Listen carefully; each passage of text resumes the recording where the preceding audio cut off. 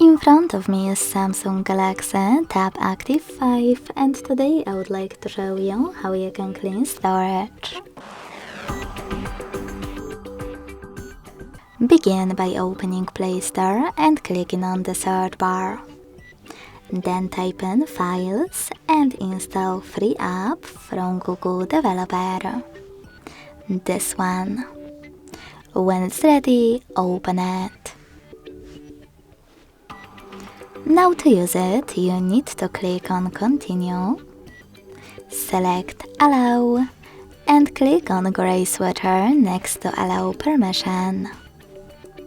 Finally, click on Clean on the left below those three lines, and select Clean under Junk Files.